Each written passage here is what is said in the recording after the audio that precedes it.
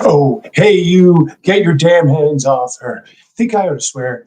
I'm here, folks. It's Friday, the last Friday before Christ Mass.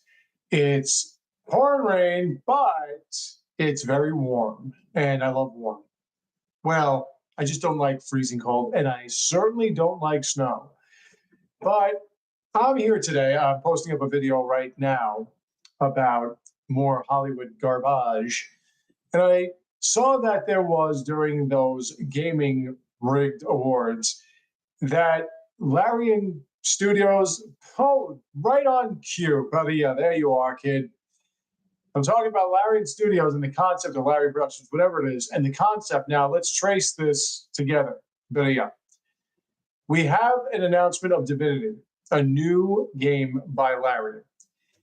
And I wouldn't have thought anything except for this specific fact. Right after this, we get the Switch 2 release of Divinity Original Sin 2. Now, Divinity Original Sin 2 is already on the Switch 1, transported it over to the Switch 2, but this was a free Switch 2 upgrade, which means Larian does have the developer kit, and Larian may re-release Baldur's Gate 3 on the Switch 2. Baldur's Gate 3, I don't know.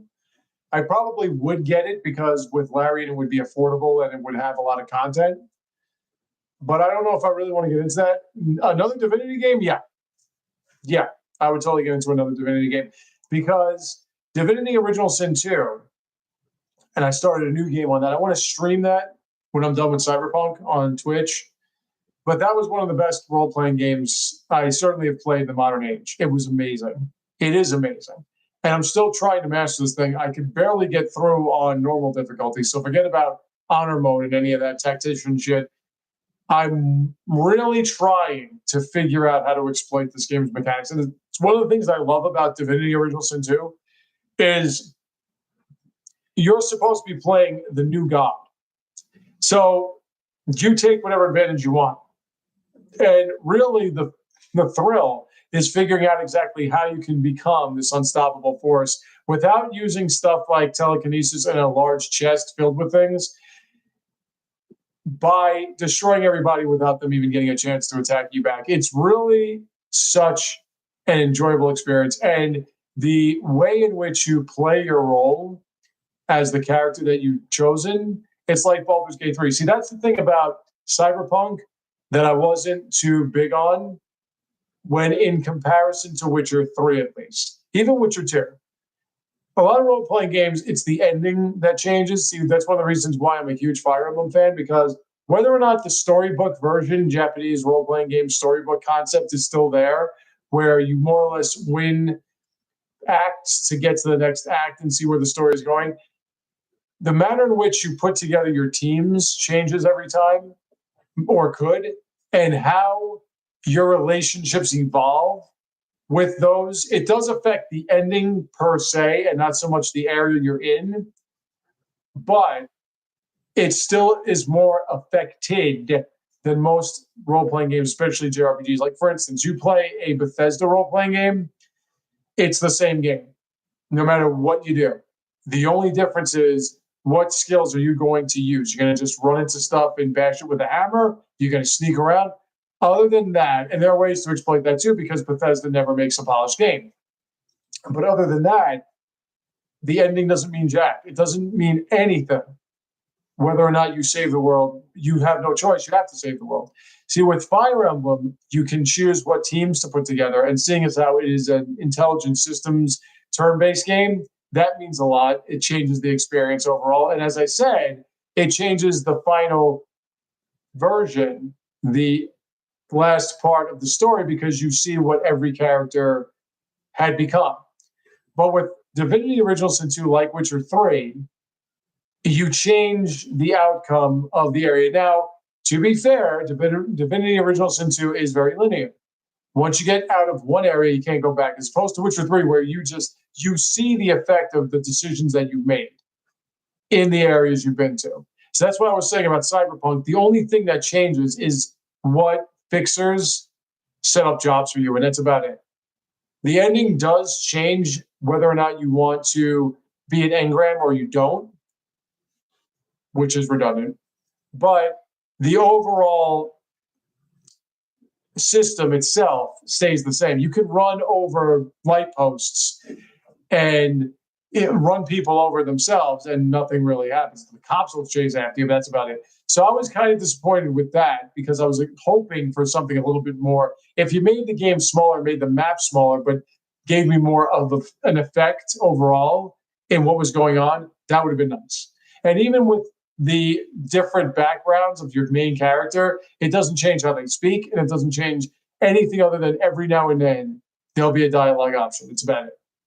So with Divinity, there was more choice. I know that, what was it? BioWare, when they did their whole thing with not so much Mass Effect, because they completely destroyed that series, but when you looked at Dragon Age, and no, I don't mean Dragon Age Origins. That game was terrible. I'm talking about Dragon Age 2, kinda, and Dragon Age Inquisition. There was a high replay value because of using different characters. Well, maybe not so much in 2 because you're only as Hawk, but you could be a mage, you can be a whatever. And there were certain decisions that you made throughout the course of the game that did change where you were. Oh, Divinity Original Sin 2 is tremendous, man. I've only played about a couple of minutes of it. It looks and loads a lot better from 2, like the Switch 2 version over the Switch 1 version is a lot better. Like when you start the game, it pops up. It's not taking about the first area didn't take that long. I want to get to Arcs. Once I get to Arcs, which is the final spot, then we'll see how much better it loads. But other people have reviewed it and said that the loading time is a lot better. So I haven't gotten deep into the game. Like I said, I want to save that for live streaming when I'm done with Cyberpunk 2077, which I'm trying to get finished with soon. And then I want to trade it back in. We've got a couple of things coming up, but that are pretty interesting. Don't forget, we have the double-decker from Software. We have Elden Ring, which was pushed out to next year. The guy that I usually go to when I pick up my games from GameStop said to look out for March release on Elden Ring, because typically From Software releases games in March. And then we have, of course, Duskbloods, which will be really interesting, especially seeing as how, as I mentioned before, From Software said they were so proud of the mechanics and everything that they put together with this game. So it would be nice to see. Now, if you get involved with Nintendo, they're going to make you do things different, because Nintendo is all about gameplay and mechanics and stuff. Storyline is, why am I here killing these undead? Like, that's all the storyline is. So I'm really looking forward to that. I want to see more footage from that game just to get a better idea of what we're doing. I could say that what was it called again? The last Elden Ring DLC that I don't know if we're getting. Pretty sure we're not. They haven't announced it. Night Realm or Night Rain or whatever. Night Rain. I'm pretty sure that that's the precursor, because they've been working on this for a good 6-7 years. But, oh yeah, no, it's the best console. Congratulations, man. It's the greatest console I've ever had. I love my Switch 2. It's amazing. I love my Switch 2 Pro controller. It's incredible. This game, one of the greatest games I've played in the last few years. This fucking beauty right here, by far the best Metroid Prime game, period. Don't try to argue with me, because I played all 3. I played them a bunch. I know everything about Metroid. I've played every Metroid. I'm going to say this on my review. I've played every Metroid game with these exceptions. You ready? No, I played the second one now because of, thanks to Nintendo, with them giving me 1,000 free games with my $49.99 a year online service. I've been playing the second one. So yeah, I played the second one. I played Fusion, not all of it, but I've been playing through it. And I played Zero Mission. So I played every single Metroid game, with the only exception being the re-release of Samus Returns, because they do not have a 3DS on that yet. And now that they don't have the online service for the 3DS, you're probably going to see, maybe not 3DS, probably not going to go that far, but I would definitely expect a Wii. GameCube was nice. The release of the GameCube games was nice. But the The re-release of Metroid 2, Samus Returns, I didn't play, and Bounty Hunters. And I think in the pinball game. I never played the pinball game, but I played every Metroid. Metroid is my favorite series. I love the concept of progression, going to places, discovery, seeing things you've never seen before. I love the whole concept. I've been playing Metroid since 1987. I was 9 years old. I got it for Christmas from my aunt, and I was obsessed with that game. So I love Metroid. It's my favorite series. And this is the best first-person shooter I've ever played. And I've played a lot of first-person shooters. A lot. I did have an Xbox, and I did have a PlayStation until 4 and 1. I have played them, not all of them, but most of them. And I always said Metroid Prime was the best first-person shooter because you have more to help you. You have more to do, and there's still challenge, unlike the phony fake challenge of first-person shooters, which includes picking up ammo. In this, you have to get healing, and sometimes your enemies will give it to you. Sometimes your boss enemies will give it to you, but you have to know what you can attack and whatever, but you don't run out of ammunition other than missiles and whatever else. Like, that's missiles and super missiles and power bombs that you can run out of. But you don't have to go rooting around, diving in the middle of gunfire from 1,000 different enemies all over the place, trying to pick up new guns or whatever drops come out of these guns that equals ammo. You don't have to do that. And it's still challenging. And there are puzzles and there's progression. It's the best. And Metroid Prime 4 is incredible. Having a tremendous time. I'm a bitter old fart. I don't like anything. I don't look forward to anything. But every day that I'm done, I'm like, ooh, I can't wait to see what this next discovery leads to tomorrow. Metroid Prime doesn't sell. And the reason is because it's been on a lot of obscure consoles. Metroid Prime 1 got a 97 rating. Metroid Prime, it doesn't really sell in Japan. That's the thing. That's what hurts it the most. And don't forget, too, typically Metroid Prime games only come out on one console.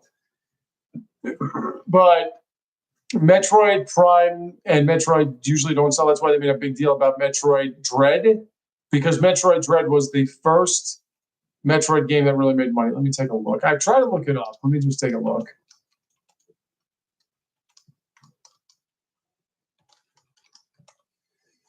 Like, I don't even know if they've gotten any kind of numbers. Let me just take a look. Right, slow start in Japan. And they haven't really released. It's one of the top sellers right now. But yeah, no, you don't base Metroid Prime on sales. It's not how it works. I think the highest selling Metroid Prime game was the re-release of 1, probably. And how many did that sell? Let me take a look. We're going to see what it is. Metroid Prime series sales. Okay, let's take a look. All right. So Metroid Prime sales. The first Metroid sold over 3 million, but that's like 100 years old. That doesn't count. Metroid 2 sold about 2 million. Return of Samus on 3DS. Samus Returns. Oops. Million. Super Metroid sold at 1.4 million. Super Metroid Fusion 1.6, Zero Mission 925,000, Other M 1.3, Metroid Dread 3 million. Okay, Metroid Prime. The first one sold over 4 million. Echo sold 1 million. Hunter sold 1 million. Corruption sold 1 million. The trilogy sold 600,000. Federation 4 sold, and we don't know about this one. So yeah, it doesn't really Metroid Prime doesn't really sell. I didn't test the Final Fantasy VII. I'm not interested. I played the original version and it sucked ass. The only thing, if Tifa showed up, maybe I would have tried it. But without Tifa, no. I'll watch somebody play it on the Switch 2 when it comes out on the Switch 2. I will watch.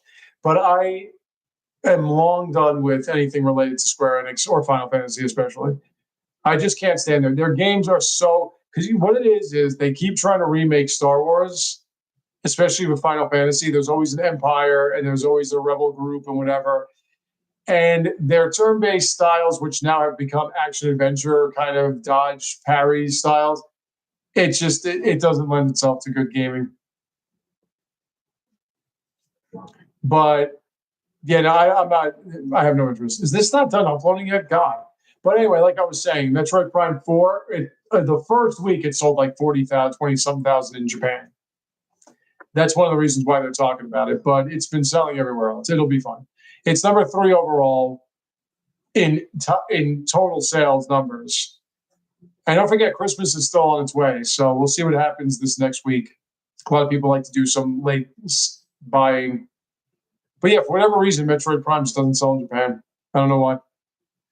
I did see, and I'm going to get this new Capcom game, Pragmatic. I will get that. I'll play that for you guys. But are you noticing something about Pragmatic that I find to be a little interesting? Now, just so you know, as I mentioned, video games don't take about a month or 5 months. This isn't the Atari age. They take a while, especially when they're Capcom games, even though they have a ridiculously powerful engine in Resident Evil or RE engine. You can tell it's that third-person perspective and everything, but I'm seeing a guy, and he's got a little young, it's an android, but it's still representing a young lady sitting on his shoulder, helping out in some way. I'm thinking, this is Donkey Kong Bonanza, isn't it? She's Pauline. Instead of singing, she hacks. It's the same thing. But no, I'm interested. I love Capcom. Capcom's one of my favorite companies. Nintendo's the greatest of all time. And then you have Capcom. Then you have a lot of independents like Larian and Cyberpunk. I say that they're independents because they're big, especially not Cyberpunk. What am I saying? CD Projekt. They're big. Yeah, no, it's amazing. And it's not Unreal. Unreal always just falls off the face of the earth. It collapses. It's Unreal's terrible. Unreal is like Unreal 5. Unreal is like, what's that other one? Shit, there's another engine. Frostbite kind of sucks too, from what I've heard. But I could be wrong. Hey, listen, I've got my Requiem ready. It's pre-ordered in full, along with the other 2. Resident Evil 7 was originally called Biohazard. It was originally supposed to be kind of a reboot. And then they called it 7. But really, its original name was Biohazard. And then you had Village, and then you have this. I don't know what they're going to plan on, because what they're doing with Resident Evil right now is they have this Ethan series. And in Requiem, it's their daughter. I call them the Mud People. But I don't know what they're going to do, if they're going to start something new. They've been talking about re-releasing Resident Evil 5, which makes no sense. I would love to see a more modernized version of Shiva and Jill, but they already did a modernized version of Jill, and although she's a very attractive woman, she's not Italian, and she didn't look as hot as Jill did, especially when she was wearing her little tube top and skirt in 3, the original version of it, Nemesis. But we're going to see what they're doing with that. I am dying to know what's happening with Bayonetta, because you rekindled the name now with Metroid Prime 4 and Viola the bike. And we all know that the daughter of Luca and Bayonetta in one of these universes, whichever one that is, she's Platinum Games or the Bayonetta's universe's version of America Chavez from Marvel Comics. She can go to different ages, different realities, and there's only one of her. But whichever one birthed this young lady, she apparently is going to be the new one. So we'll see what happens with that. I didn't mind using, okay, this is finally done. Dear God, that took forever. I didn't mind using her, Viola. It drove me nuts, though, because I was so used to the witch time, last second dodge, and now I'm doing this like parry shit. But man, oh God, do I love 3. I have 1 and 2 still on my hard drive. I want to put them on my Switch too, because I love those. That's one of my favorite series as well. Bayonetta is amazing. I love Bayonetta. Not just in love with the woman, but I love the series. I liked the Bayonetta story, the Cereza and the Lost Demon, that was pretty good. Nah, not even close, bud. Stellar Blade is coming to the Switch too.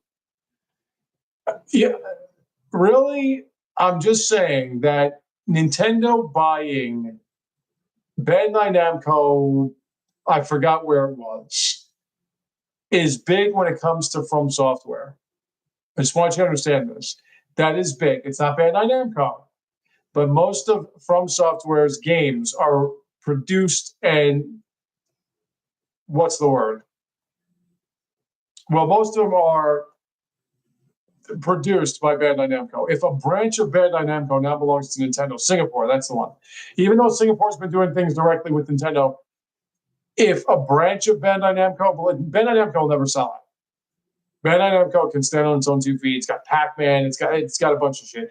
Not so much their attempts at Resident Evil that I'm not Resident Evil, Dark Souls that I forgot about, like Code Vein, and there was another one whose title I completely have lost.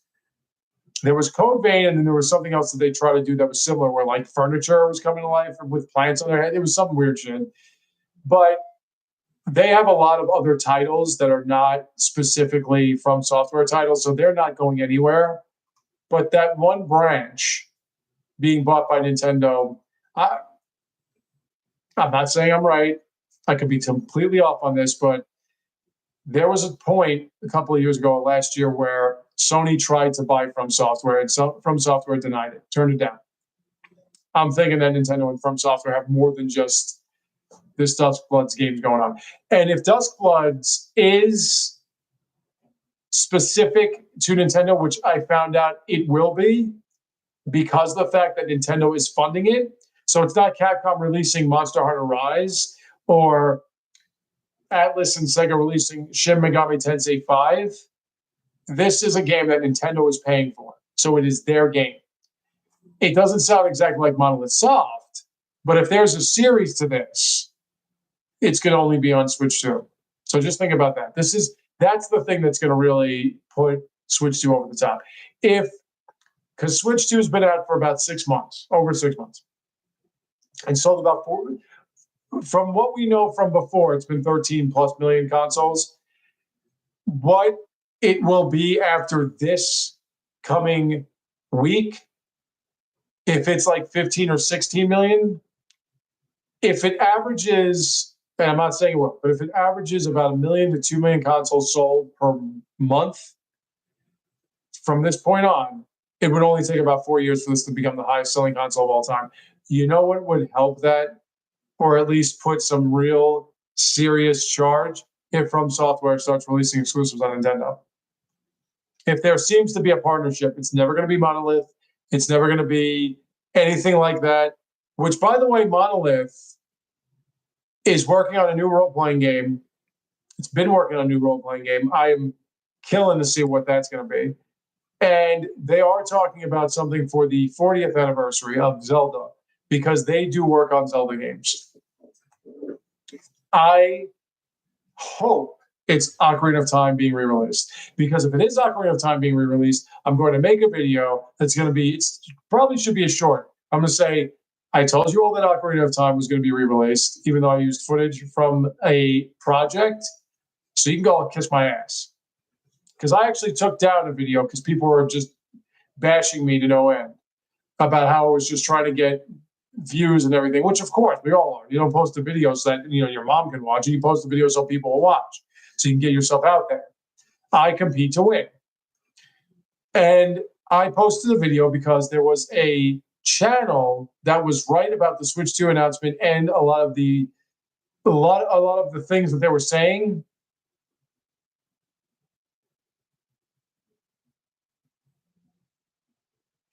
Astral Chain would be nice. A new Astral Chain would be really nice, because that is exclusive to Nintendo. That was Platinum.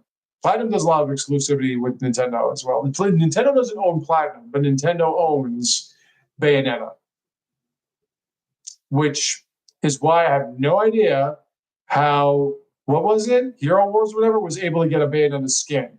I guess they could maneuver it. I was saying there was a loophole, possibly where it was the Bayonetta 1 skin, which was released on every console, but Nintendo owns Bayonetta, not Platinum. It was like Mad World. The first Mad World came out on Nintendo's Switch or the Wii, and then the sequel to that came out on Xbox or whatever. So Platinum Games makes other games for other companies, but there are exclusives that they have with Nintendo.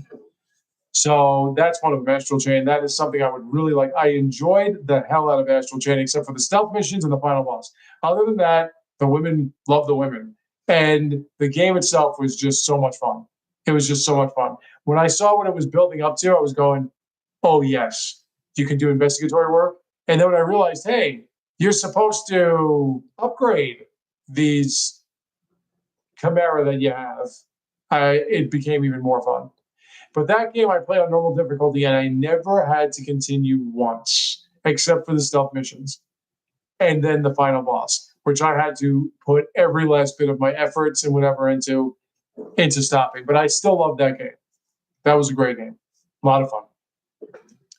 But yeah, no, so they have their own exclusives. I'd like to see something with that. I'm still waiting for Punch Out. No, it's probably not going to happen. I don't know why, but I'm still waiting. Oh, yeah. Well, if it's on the Switch too, absolutely. Switch 1 was still a good console. Like, people don't seem to realize it's still a very strong console. It's just people can't optimize for it. But Nintendo was able to do some decent shit with it.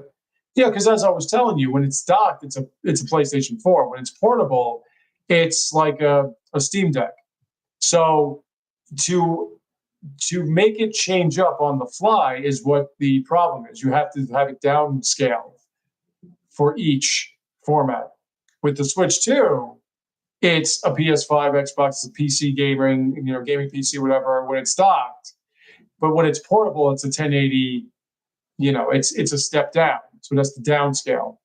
So it's not so much that the Switch 2's processing power doesn't work. It's the transition is what the issue is. Transitioning from one to the next. That's why you want Nintendo. Like, if you look at, I know Metroid Prime 4 was also released on the Switch 1, but if you look at how that game plays, I'm playing it in 4K 60 frames. It's incredible. It's smooth as the surface of ice. It's amazing. And there's a lot going on with it. I mean, it's not one of these constant artificial intelligence characters are walking around, but if Nintendo can build something from the ground up, and that's another thing people have to understand too. Switch 2's only been out for 6 months. So, I don't give a fuck about OneDrive. Get out of here with this OneDrive. I said, jeez. It seemed like my computer was running out of memory.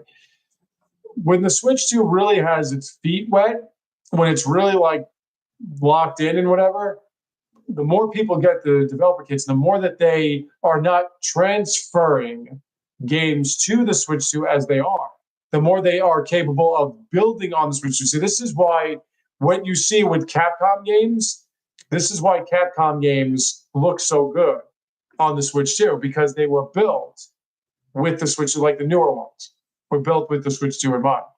Capcom and Nintendo they've been pretty much aligned since, the 80s.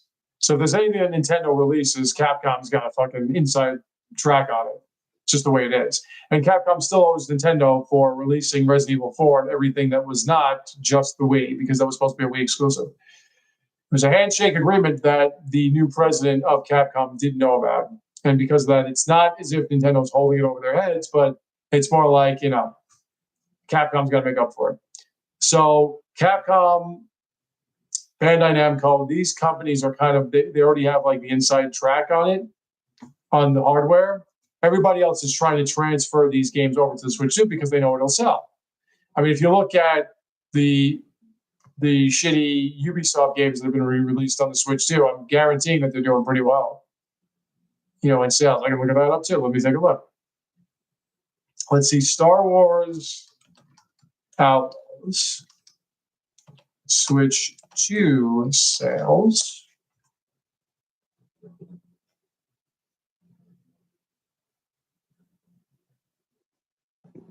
That was 3 months ago. It's not telling me anything. It's not telling me anything about this. All right, I guess I can't find that one out. Would like to find that out. What happened here?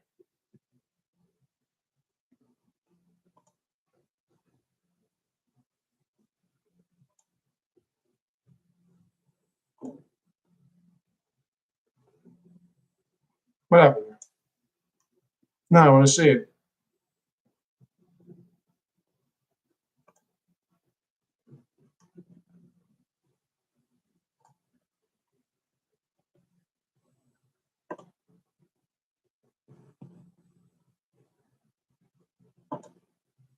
Let me do this.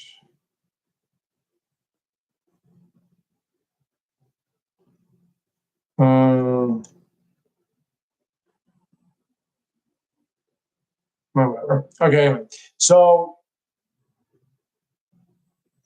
like that's like there are some companies that already have, but you have to transfer games to the Switch 2 that are already been built on things that are not the Switch 2, nor are they the Switch 1. Like if they were built for the Switch 1, then it would have been easier because the hardware is kind of the same, just an upgrade. If they were never built for the Switch 1, which a lot of these games weren't, then there's a lot more that you have to work with.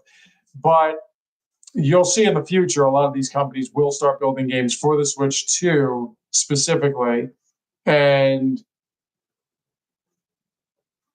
things will be a lot smoother. Things will look a lot better. You'll see. It was like the Switch 1. Once people got a better understanding of that hardware, things started looking better. But it's really hot in my room, by the way. I'll open the window, but now the sun's out. Pump it a little bit. I just don't want the noise outside coming in. So so that's the thing, and that's what I'm talking about with Divinity and Divinity Original Sin 2 and Baldur's Gate 3 with Larian Studios. Larian Studios has had the developer kit for Switch 2 since they gave a free upgrade to Divinity Original Sin 2 with, on the Switch 2. So now we have to see. There were always rumors that Baldur's Gate 3 was going to come out on the Switch 2, and I'll look that up. Let's take a look.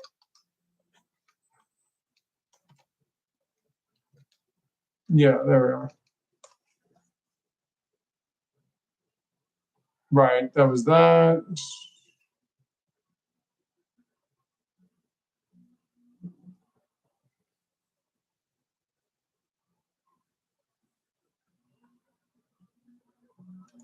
Right, that's this. That was Divinity.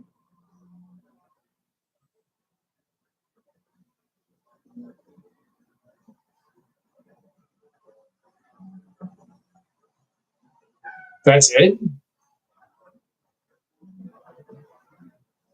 Oh, in the United States.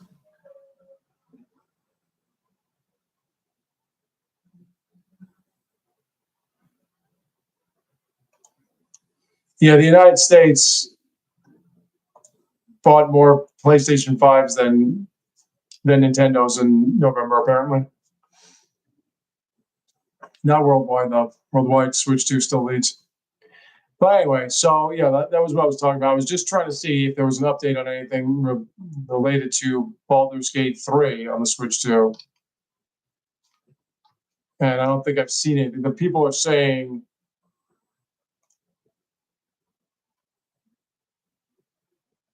it's Larian Studios listen.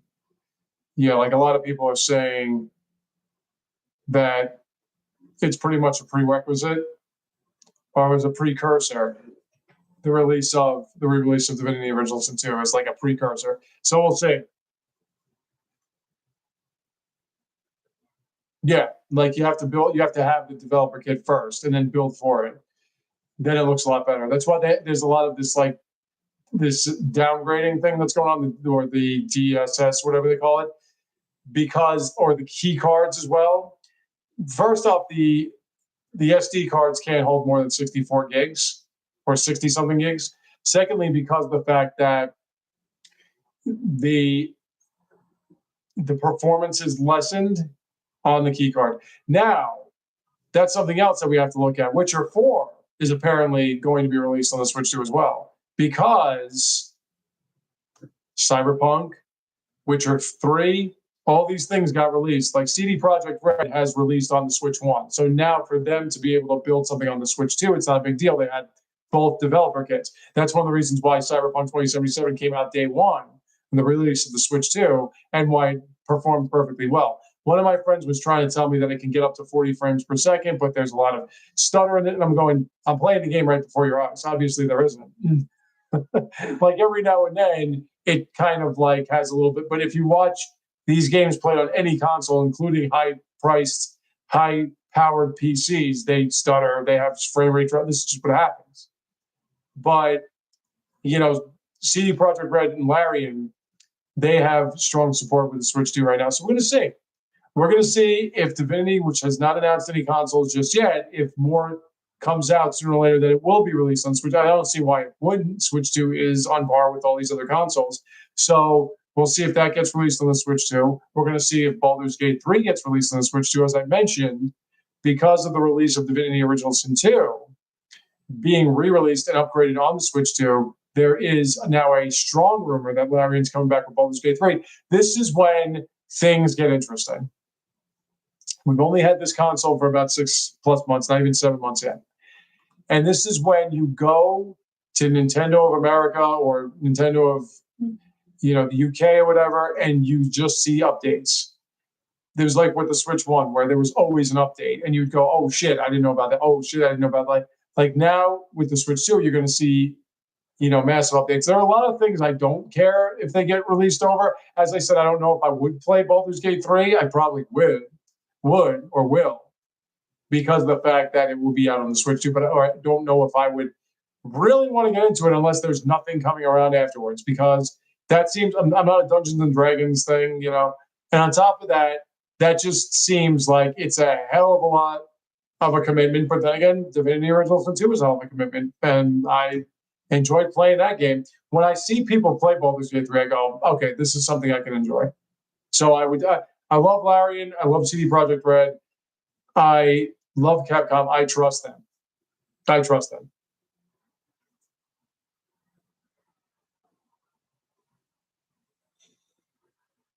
Yeah, Ubisoft has been releasing games on Switch, or well, on Nintendo consoles for a long time too. We got Black Flags on the Wii U. I couldn't stand it. That was my last Assassin's Creed game I played. Couldn't stand it. A lot of it is because of the fact that when I play through games on here on YouTube, I play them initially to review them. So if anything sort of stagnates my progression, it just drives me nuts. I get angry.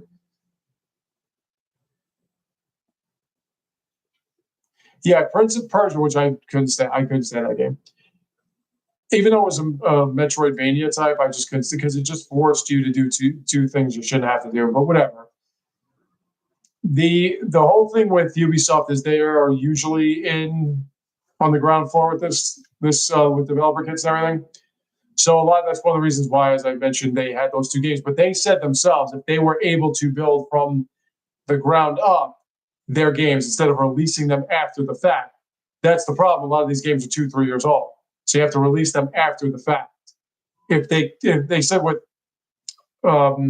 Outlaws and with Assassin's Creed, that if they were able to not build it specifically for Sony, PC, Xbox, but also for Nintendo Switch 2, it would have had better performance and whatever. But they had to do it afterwards. Same thing with Elden Ring, same thing with all that. So it's not when people say, oh, the console, they would say, I don't hear that anymore, that the console isn't good or it's not strong enough, whatever. I don't hear that crap.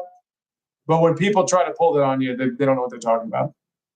It's perfectly fine. It's just optimization. And it's just trying to integrate games that were already built to a console that just came out. That's the problem.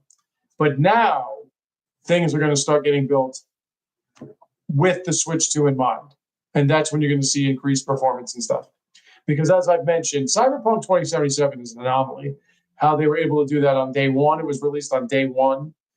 Considering I never had a problem with the processing power and the look of The Witcher 3 on the Switch 1. I played it on PlayStation 4. It looked perfectly the same to me. There were no details missing or whatever. It's just the only issue I had was before some updates, trying to play Gwent in a crowded area was a total crash. Maybe not so much to crash the game, but you had no idea what the hell was happening. Like green shit popped up. It was just crazy. But with this, with Cyberpunk, they were able to get the game to function very well, and it looked perfectly fine. And even the DLC, which they said still doesn't work on the Xbox, and I think the PlayStation 5's initial release console, even with that, they were able to get it to work on the Switch. Did it crash once for me? Yes. Crashed once, the DLC. That's it. So that was amazing for day one, and to do it all on an SD card. And CD Projekt Red is all in, man. So yeah, Witcher 4 most likely be coming out on the Switch too, and I'll play it. I've played every Witcher except for the first one. So I'll definitely play Witcher 4. You know, whether or not Ciri is gorgeous or whether or not it's about her, I don't give a fuck. It's CD Projekt Red. It's Witcher. They usually marry together very well, so I have no problem with that. And it's like I said with Divinity. Oh, it's turn-based. Yeah, what's your point? I don't care. It's Larian, right? There are certain companies I can trust and certain companies I can't. Square Enix I can't trust. Capcom I can. Sony I despise. Larian I love. You know, it's just like that's because you've had previous attempts to screw things up and you did well. So there you go. That's how it works. So, Divinity Original Sin 2 on the Switch 2 right now. I've just been playing it for a few minutes. It looks really good. I'm going to just wait. I'm going to suspend my final thought on that for future streams when I'm getting more into it, because I played through that game at least 5 or 6 times, 7, 8 times, 9 times. I played through it a bunch. So I know exactly how it performed. So, we'll see how it works. I'm looking forward to playing it. I got to stop playing Overwatch 2 so much, especially since my favorite friend Scott Suplex Music, he loves playing it.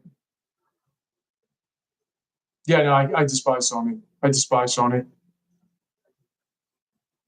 Just the reason is because Sony makes nothing but shit, and their consoles, their hardware are terrible. The hardware is terrible, and everything they make breaks. I'm talking their VCRs, their TVs, everything they make is second rate. And yet the United States and some parts of Europe want to friggin' lick their testicles because of the fact that they make these wannabe movie games that have no challenge to them outside idiotic, lazy ass, hey, I didn't see that coming, or you got to do stealth, and if you get caught, you're screwed. That kind of bullshit challenge, because they want to tell a story, and the story is just another rich, United States-based, pretentious asshole trying to give you his personal take. I don't care. You're not an artist. It's not art. It's gaming. So either make good games or shut the fuck up and get out of my face.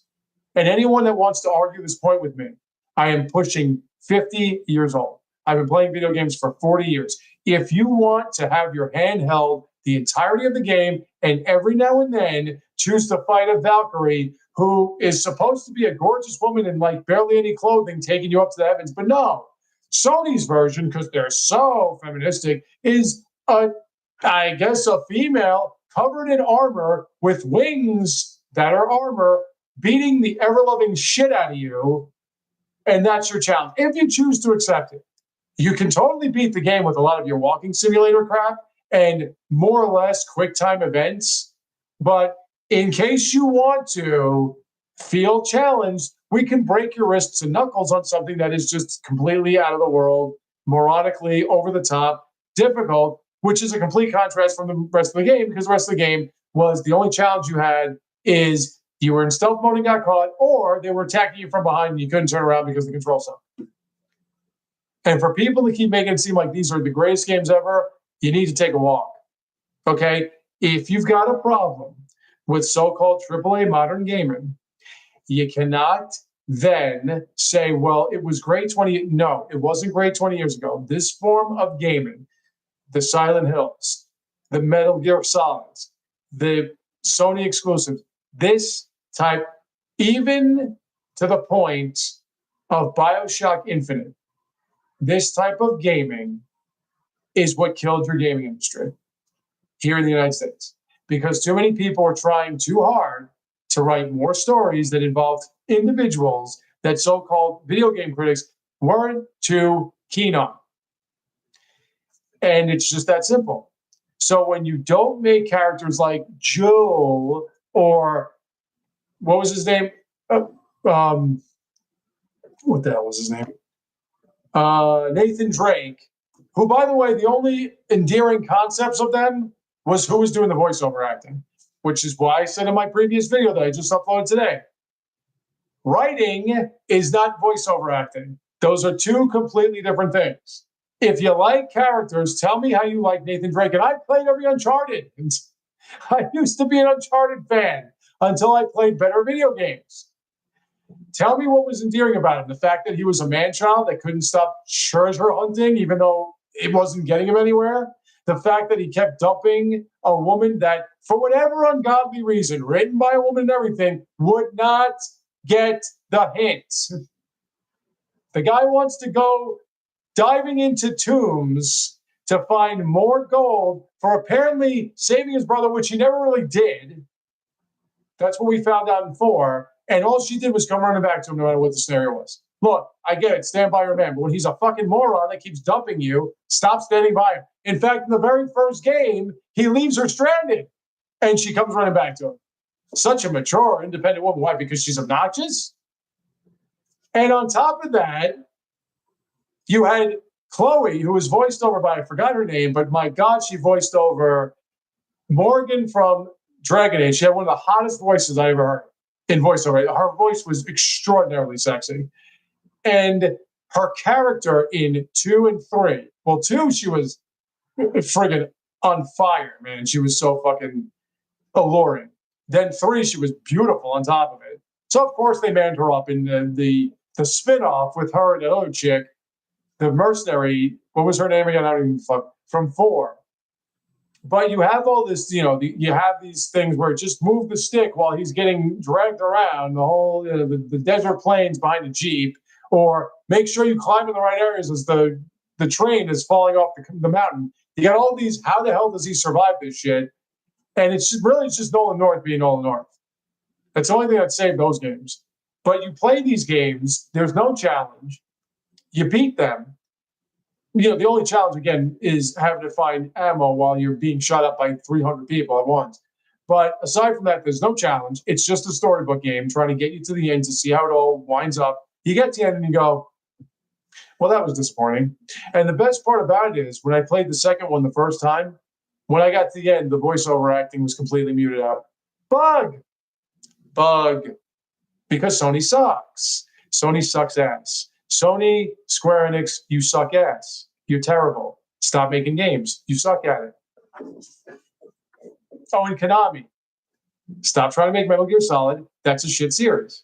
That's a shit series for wannabe gamers who think that they're such gamers because when they were miserable preteens drawing their parents being murdered by themselves in their corner going to therapy because they had the money for that and everything, they wanted to disappear in another universe and decided to go into this magical world of Metal Gear Solid, which is terribly written, god awfully put together, and above all, just fucking childish in every way. And the only challenge to that is don't get caught. Don't get caught sneaking. It's fucking infantile. And yet you people keep insisting that it was so great. Oh my God, those games were so great. They were fucking terrible in every way. Terrible. Even from the first Metal Gear, it was terrible. You had to punch your way through a base of hired mercenaries without being caught. And if you were, well, just move out a couple of squares, you'll be fine. And then you found out that, no, that's not Big Boss. He's over here. Okay, oh, he's your dad. You're cloned. This is brilliant storytelling. And it was supposed to take place around 2000, 2002, whatever. And oh, by the way, they tried to integrate the happenings into real history. Nothing was consistent. Nothing remained the same. There were plot holes up the ass, especially when it came to trying to connect things. No, just to add this little tidbit of information, It's called Metal Gear Solid. Metal Gear 1, 2, Metal Gear Solid 1, not so much 2, and 4. These are the only fucking games you play as Solid Snake. Except for maybe a couple of like obscure portables, which most you played as Big Boss. So the majority of Metal Gear Solid is played by Big Boss, otherwise known as Naked Snake, so called Metal Gear Naked. It's just like, how many times you go through 5 and you say to yourself, wait a minute, where were these people in the original series? Because this was supposed to be the precursor to 1. Because people didn't understand. Darth Vader, Anakin Skywalker was a tragic hero. He was not an anti-hero or a villain. He was a tragic hero. But since it made so much money, episodes 1, 2, and 3, since they made money, everyone tried to do this whole, hey, redeemable villain shit and go back into their past to see how they became what they became. And you didn't even answer the question. And why did he become this megalomaniacal asshole? And how did you not know about Metal Gears? They've been around since the 60s.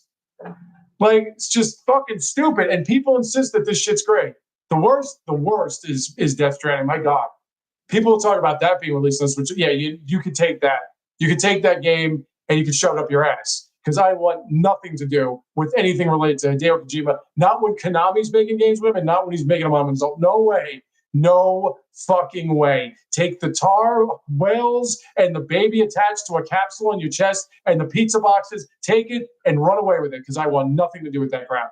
Nothing. If you buy that game and you're a Nintendo guy, you're gonna just wonder what the hell happened to your life. Oh my God. I try to watch that stupid shit. Oh my God. Because, I don't want to just go into everything blind. I want to make sure I know what I'm talking about. And I was not even like 8 hours in. I said, I can't do this anymore. I just can't do this anymore. Where's the game? Where is this game? And they were able to make a sequel to it. And you're wondering why your gaming industry is dying. It's amazing to me. People are amazing to me. I say this all the time when people complain about characters or everything. I say, stop playing Sony exclusives. Yeah, no, it's not. They're not games. And somebody tried to say to me, well, it's art. And he's trying to give me this whole thing. How could things have art? Dude, I'm going to ask you this one more time. Is porno art? Snuff films. Are snuff films art? If a kid takes oil paint, puts it in his nose, and uses a straw to stick it out on a piece of a canvas, is that art?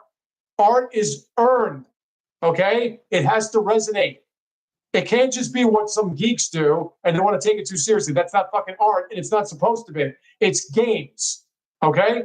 People complaining about Metroid Prime 4's ending, I don't fucking care. It's a game. How did I get to the ending? That's what's important. Bayonetta 3, oh, that terrible ending. What's wrong with the ending? It's fucking Bayonetta. It's out of this world. It's incredibly over the top because that's not what's important about Bayonetta. The gameplay is. If you have a post-game content type game, like where you can do things like witch trials and everything after the game that adds to the playability of the original game, then what do I fucking care about the ending? What do I care? I'm not even talking about a new game plus. I'm talking about chapters after the chapters where the story is supposed to take place in. It's like Bayonetta 2. I can play the witch trials. So what do I care about the ending? I mean, it was touching, don't get me wrong. But what do I care? It's Bayonetta. What do I care what the story is of No More Heroes? It's fucking stupid. What do I care? It's just the gameplay. That's why I have the control in my hand. I can't with this conversation. I just can't with it. And then these are the same people that complain that gaming's dying. How? It's making more money than ever. You got so many. Pragmatic alone is just, it's like it would be a brilliant idea. I just spit my nose, by the way, but somehow I was able to do that. But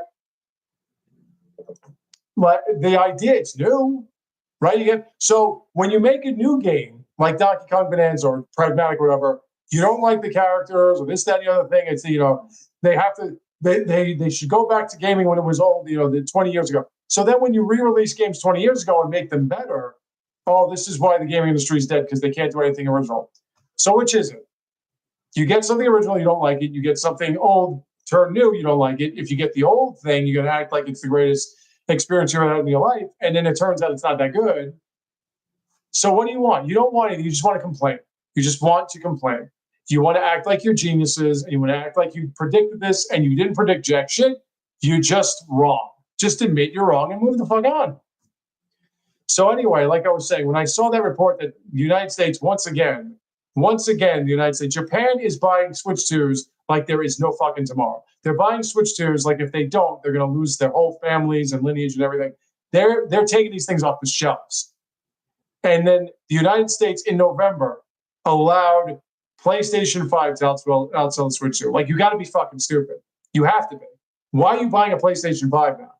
Why? What sense does this make? And not even a Pro. The original, but why are you buying this piece of shit? Doesn't make sense to me. But you do what you want to do. It's up to you. People are still buying Xboxes. Am I missing something? Why would you buy an Xbox?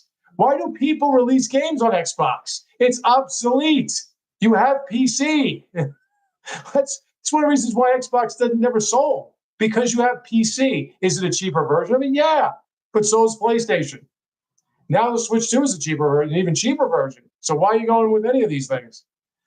But, whatever. Fucking geeks will geek. They'll keep acting like they're smart when they don't know what they're doing. But, we're going to see. But like I was saying, if the Switch 2, Xbox is another one. It runs something related to Windows, and Windows can rot now. Windows, especially Windows 11, this fucking thing won't stop loading now. What are you scanning, Windows? I don't care. Is anything infiltrating my computer? No, then I don't care. Stop scanning. No, it just keeps scanning. But, these companies, listen, as I mentioned, this isn't coming from somebody who never played on Xbox. I am not Player Essence. Okay, I'm not him. I don't care for competition because Nintendo doesn't need competition. Nintendo never competed with anybody. They just won because they're just better.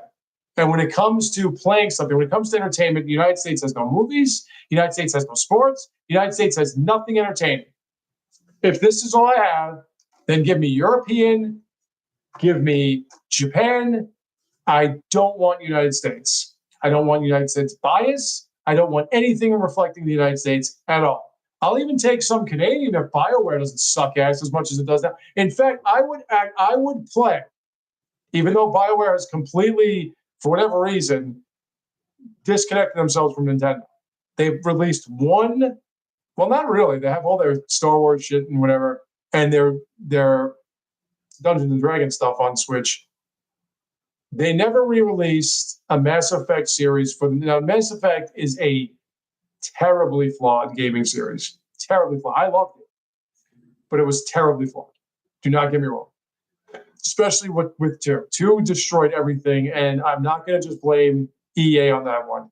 BioWare, you fucked up. But whatever the case, I still love those games. And I stood up for the third one's ending and everything like that. But for them to not, I would love for them to release Dragon Veil or whatever. Wait, Dragon Age Veilguard. I would love for them to release that on the Switch too. I would definitely pick it up. You know why? Because I guarantee that no matter what the Canary character who breathes fire says to her mother, whatever the hell goes on with the characters, I guarantee that the combat mechanics would be so much better. I guarantee they are so much better than the internet and YouTube's beloved darling, the masterpiece known as Dragon Age Origins. Guarantee. Dragon Age Origins for 20 plus hours practically put me to fucking sleep. The ending with the mood and everything, that was okay, the lands meet. But then you had to go back to the combat, and the combat was just like, huh? Now, at that time, I was used to playing BioWare games, which were dice roll games, where you said, oh, attack this character, and you popped abilities whenever they weren't cooled down, or you had enough force power or magic power, whatever the hell it was. But when it came to Dragon Age Origins, yeah, you could get a blanket on me, I'd be out. I would be yawning during my live streams. It was just so fucking bland. So I guarantee that if I played Veilguard, the combat system I'd have more fun with than I ever did in Dragon Age. And that I would laugh at. So, give me everybody that's not United States. But hey, listen, the only United States-based game I'll play, Civilization 7. Civilization 7 is great. Love it. Love Civilization 7. Having a grand old time with that and my other channel. So anyway, that's going to be it for today. We're going to see what happens in the coming weeks, especially after Christmas. I will be back next week next week, Dave, after Christmas, I'll tell you what goes on and what I did and how everything is and yada, yada until then.